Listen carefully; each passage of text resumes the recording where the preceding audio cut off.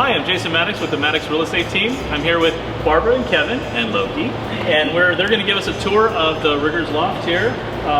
So far, I mean, this is amazing. We got Jamie and Katrina, and we're all excited to do this. Let's go. Do it. All right.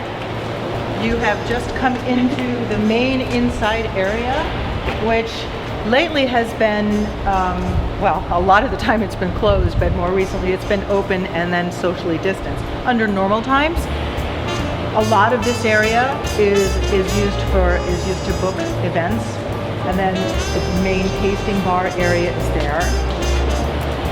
So this is where, you know, a lot of things happen here at Riggers Loft.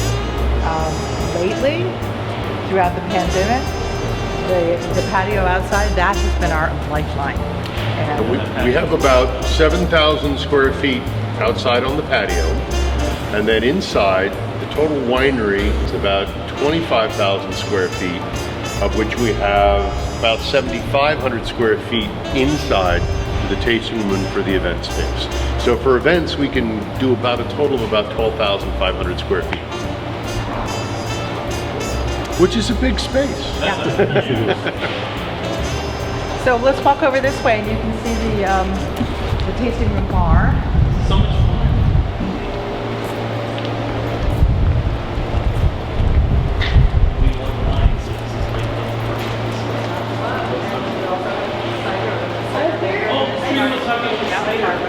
So there's Far West Cider is here, and there's Carica is one of the wineries, Prima Materia is one of the wineries, Wachira. So we have like a collective, a cooperative. The way we like to describe it, because of our musical background, is we're the McDowell colony of wineries here. So if you don't know the McDowell colony, it's an artist colony in the Berkshires. Berkshires or Poconos? It's the Poconos. I think it is the Pocono. Anyway, it's Massachusetts, Western Massachusetts, but the idea is it was all created to encourage artists, poets, painters, sculptors, musicians to come together, live together in a collective space and work on their art. And then their performances and things like that. So the McDowell Colony has been an incubator for a lot of wonderful, you know, artists in all the different disciplines and fields for many, many, many years. And so we kind of look at it you have a bunch of different wineries and a cidery here. It's an incubator for people to expand and do a lot more interesting things in their craft. To create a great synergy. More is better in this case. Oh, for sure, absolutely. And so because of that, we have just a really wide variety of styles of wine. So, you know, there's something for everybody for sure. Yeah. So this is the main tasting room bar area. You know, normally under normal circumstances we have flights, you know, so people can actually do a wine tasting. We've had to suspend that during the pandemic, but just because we have really strict protocol, and that takes a lot of manpower just to, you know, make sure that that's all adhered to. But we should be able to bring the flights back.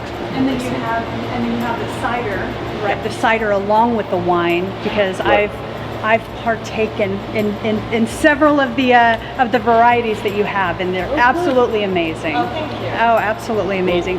We just think it's a nice thing for people to have different options and different choices. Yeah. Wine's kind of like music or art or literature. It's what you like. It's all personal taste. Absolutely. So to have more choices and more options, today you may feel like cider. Tomorrow you may feel like, I want to dive into Petite Sirahs. You know, the next day it may be, it's all white wine. It's whatever you feel like. Yeah, and it's that's all the direction you should go. Right. And it's all here. Yeah. I love that. And we have a food partner, the Arlington. They have a restaurant up in Kensington. Yeah, in Kensington. And so they've been a food partner with us for several months now. And Since September. yes, it's been a while. Yeah. So you know, full menu. So you go everything from a charcuterie plate to beef stroganoff. You know, so there's wine and food. Yes. Yeah. That's the way there's to a our nice heart. variety. That is the way to our Well, heart. it's kind of interesting because one of the rules during the whole COVID thing from the health department in the state was, in order to serve alcoholic beverages, you had to have food that went along with it. I think to make sure people assimilated their alcohol a little bit better. But anyway, it was off their masks or something. it was a benefit both for the caterers and the food purveyors as well as for us. So We partnered up with the Arlington, which is very good, and it worked out very well. It is. We had the flat. I was just here a couple weeks ago. Had the flatbread. That was amazing. The guava. I think it was the guava cider. Yeah, the guava cider, yeah. Yeah, I think that's a crowd favorite.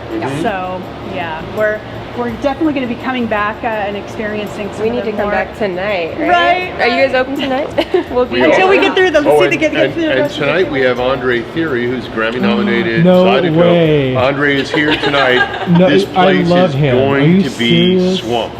No way. Yep. And reservations are already booked. Well, They've been booked for 2 weeks. but there will be space indoors. So Okay. we do all reservations for outdoors. Yep. Once that's booked, then it's just walk-ups to come in and for the inside space. He's so the one of my windows will favorite be artists. open. The Sure. doors, the roll-up doors will be open. You'll have a chance Oh, wonderful. to hear Andre, and he's just fabulous. Oh, yes, he's been he a is. huge supporter of ours as well. Wow. We love Andre. He's a great guy. Wow. Okay, so we'll be back. That's cool. Yeah, we'll be back tonight. walk up again. Yep.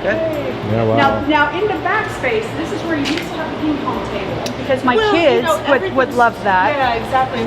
We have all of these board games, all of this stuff that, because we say it's kid friendly It is. and That's an important point. That's yeah. really important. But everything had to be put away because of COVID. And so, as things open up and we can, become more like full capacity, we'll bring all of that stuff back. So while we are a winery and a cidery, when you're incorporating everybody together, we do have non-alcoholic drinks. So we do a full complement of the San Pellegrino, the infused waters.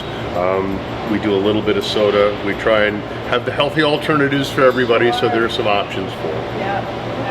Kind of talk about this stuff back here. You guys are actually making. Well, Yeah. so this is what we wanted to be different about this place, in that a lot of tasting rooms you go in and it's oak paneled and it's very pretty and lots of nice little furniture and it's very chic-y, and you step up to the bar and you're presented a menu and you order your flight, you get it, and then they say, what would you like to buy?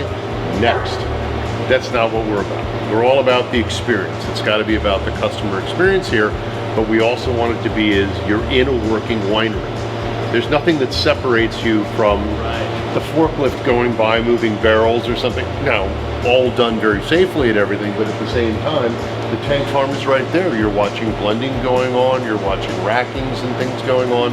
You get to be involved in kind of a slightly one-step removed way of the whole winemaking process. So we don't hide anything or separate anybody from it, which we think is important. That's what makes it really unique. I don't want to say dinner and a show, but you are really seeing in another winery, like what you said, kind of like the background scenes, right? So you're immersed in part of the experience, which I think really makes it unique and special. In other places you can go on a tour and go and see that, but it's something separate from the tasting room, whereas here we wanted it to be more incorporated. And there's no time limit to reservations. We thought about it and we're like, no, that's not who we are. We're really, we want you to come and relax. And everybody's experience is different. So as you look around, you see it's a very industrial space. It is. It's part of the old Kaiser shipyard from World War II. This building goes back to 1941. But you'll see in a while, there's like a sofa collection and armchairs up front. There's the bar. There's this bar, the bamboo bar that faces the windows looking out on the bay. There are little high tops, there's low tops, there's all kinds of different varieties of seating, so that whatever strikes you, whatever kind of suits your vibe for the day, you can kind of make that, this is what your experience is about. It's all experiential here. It works for us. Yeah. It's worked really well. It's the kind of thing that evolves over a period of time. Now, we've been open since March of 2016. And so over these 5 years, this is what we have now. And we know it works and we know people love it. It really resonates with people. So, will we change when the pandemic is over? I don't think so. This is who we are. Yeah. We like to just have people come, listen to the music, relax, set up a board game, whatever it is that you want to do. So one of the other things is, we also try to be very community oriented. So one of the big things that's here is in the Whirly Crane, which is right outside, which is a holdover from the Kaiser shipyard when they were building the ships here. At the top of that is an osprey nest, which with a famous pair, Rosie and Richmond, are the inhabitants of that one and have been for a number of years. So the Audubon Society from San Francisco put cameras installed on the Whirly Crane to watch the nests, so you could watch them as they're yes, as they're mating, as they're laying eggs, as they're hatching eggs, the fledglings. Then when the fledglings learn, the whole thing's on camera. We live stream it over on that TV over there. We would have a whole group of people who would come here for nothing but to sit here, drink wine, and have food, and watch the osprey And they cams. watch that and are riveted. But the thing is, we do too. We're like, oh my God, look what Richmond brought. He brought there's naming a plush naming snake, the there's naming the chick contest. There's one which the first one that fledges. We've done fundraisers with the Audubon Society for that. So I mean, there's a lot of interaction between different aspects of the community, which is kind of fun. That is cool. And then right next to the Whirly Crane is the Red Oak Victory, which is the last fully intact ship that was built here at the Kaiser shipyard from World War II. That's a Victory ship, and you can go and you can tour that on, they have, what is it, Wednesdays and Fridays and Saturdays, Well, I think it is. But they've been closed for the COVID thing, but normally you can go and do that. They also have a pancake breakfast thing that they do during the summers on one Sunday a month, I think it is. Yeah, and then we sort of coordinate with them so that they just transfer. And they also do old-time movies on Wednesday nights down in their in one of their, I don't know if it's the wardroom that they do it, but it's all set up as like so you go watch Casablanca, or I mean, it's all old-timey on the ship. So it's all old-timey movies that you can go watch. It's a lot of fun. And it's a way to kind of experience something that's part of the history of being here. I love that you guys are intertwined, kind of, and it's a symbiotic relationship, it sounds like.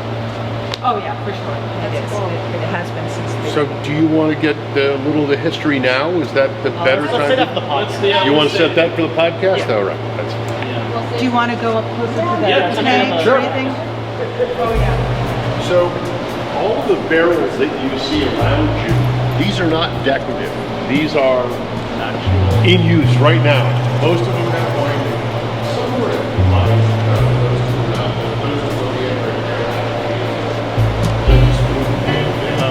but these are wine in these 2 barrels, in these 4 barrels, which I'm going to be blending up and we'll be bottling in this next week.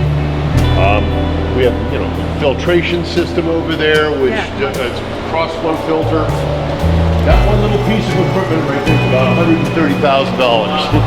But what this does is it very gently allows you to filter wine so that you don't strip character out of them, but you maintain quality, but you can also take out squeegees, which is a very important part of the farming. It's okay. This is all behind the scenes. This is the good stuff. This is the fun behind the scenes part of seeing what's going on. We have a little, just a small little bottle of wine, a very small bottle of or something. Some of our other wineries use it when they're doing small lots, which makes a lot of sense for them. If we're doing big lots, then we have big truck. A bottling truck. A bottling truck, That's a huge procedure. But So fantastic. This is my dream one day is to be a winemaker. I would love to make wine and just, we talked about that a little bit. We'll save it for the podcast, but we gotta Hold on one second. Let me go get a couple of glasses and we'll take a little tap off the tank of the Sauvignon Blanc. wait, what? Yes. Wow. Give you a little taste.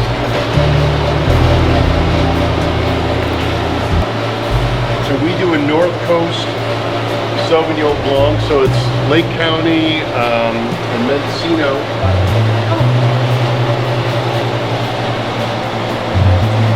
Love it.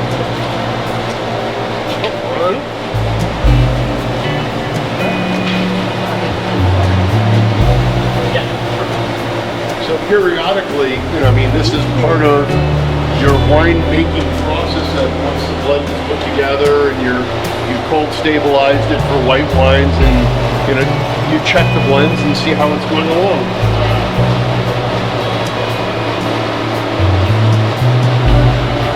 again. I bet you. Okay. All right. Cheers. This is Two Riggers, 2017 Sauvignon Blanc, two Riggers North Loft Coast. R&D. Oh, I love these. Crisp, minerally, which is the style we like. Sauvignon Blancs, you can be herbaceous and grassy, you can be kind of minerally, you can be super citrus. That's what I. This is kind of in between. Yeah, I really enjoy it. Very Yeah. smooth. So that's the style we like. Wow. The old joke is you make wines the way you like them. If you don't sell them, you have to drink them, so you might as well drink what you like. I feel like I'm getting different notes in each sip. Delicious. Oh my gosh, literally every sip is different. That's so good. Oh, okay. Oh, Feeling good. Feeling good there, vaccinated. I'm vaccinated. I'm ready to go. That's fantastic. We're back, baby. Yeah. So we have, let's see, each of these tanks, well, these two aren't full. That's about 3,000, each of those is 3,000, so it's 12, 15, there's about 20,000 gallons worth of storage right here just in the tanks. And then somewhere between 400 and 500 barrels. That lasts us like a couple months. It'll last you a little bit. Did you guys have like wine club memberships and all that stuff? You do. Okay. And you know, they're different levels. So it's 3 bottles once a quarter. And we always try and have new things in each offering that happens. We're members of a few wineries up in Napa, so it looks like we're going to probably be members of a new winery. We gotta be local. Yeah. yeah. So this thing that's making all this noise in the background is a chiller. It's a glycol chiller, which is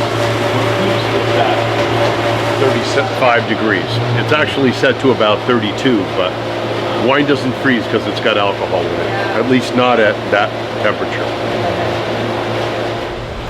So in these barrels, I mean, just to give perspective, each barrel holds about 25 cases worth of wine. So each 25 barrel. cases? Do you ever run into a problem where you don't have enough wine, or do you just?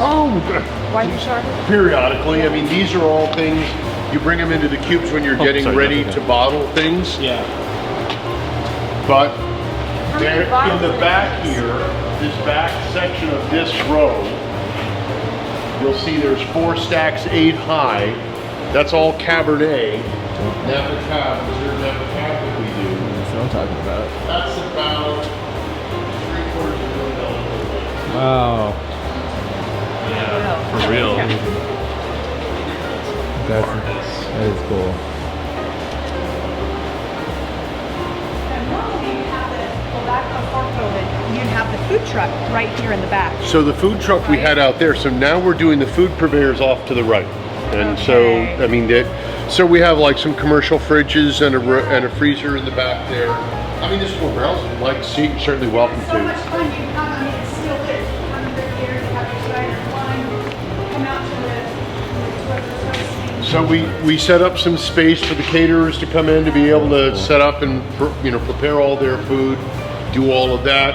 Yeah. We have the commercial fridges, freezer.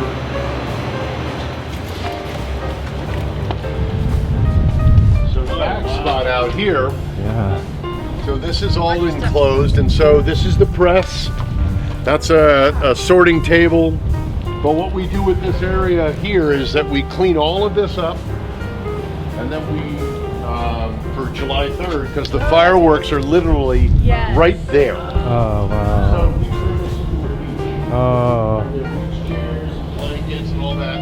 We get about 5 or 6 different food trucks. We get a video truck for the kids Yep. that goes over there. Yeah. This whole thing is just set up for people to come out, party, have a great time. So this is our new spot. So we've got to start. Well, I've Actually on the come. 4th of July? Or It's on the 3rd of July, because the 3rd of July is Interesting. when Richmond does their fireworks. Oh, But then the cool. 4th of July, that's open, and so then you can see everything that's going on for Oakland and I'm for San excited. Francisco.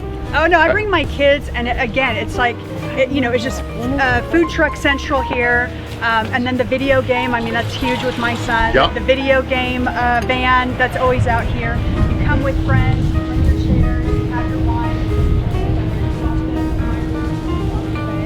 And then for Fleet Week, we have generally a thing patio, and it's just worked out this way. Don't know why. No special arrangement on our part, but they come and they do a flyover over the winery. They're literally just 1,000 feet up. Oh my God. So you watch them and you're watching the Blue Angels go right over you. Oh, that's so cool. And I think it's because it sets up their pattern of one of the things, the maneuvers that they're doing over the bay, and they've done it every year. So it's kind of fun. So with the folks, it's always a sold out event. We do like a barbecue or something like that out on that with a caterer, barbecue caterer. Well, we're gonna start on the partaking patio. and Yeah, get tickets. I've been telling you. I know. I'm always like, you but guys gotta until go to you get Riggers there Loft. and It's sort of also see. it's been the pandemic too, right? The So pandemic. things are a little Well, different right now. But But here's the thing, and we're going to talk about this in the podcast a little bit more, is that we found a way to set up being very COVID strict and having the right protocols, but at the same time, still being able to enjoy live music. We've had live music during the whole time. And it's setting it up so that people feel safe. There's the social distancing. There's what you need to have. You know, there's no stage that anybody's running up to, but live music all the time. And now we have live music every Friday, Saturday, and Sunday. wow, it's nice that you have the space to do that. Well, that's one of the benefits of the space, is that we can do those kinds of things. Yeah, that's important. Which, unfortunately, a lot of our friends and brethren in the food service and the wine service haven't been able to do that kind of thing. Right. We've been fortunate that we have. Well, that's awesome.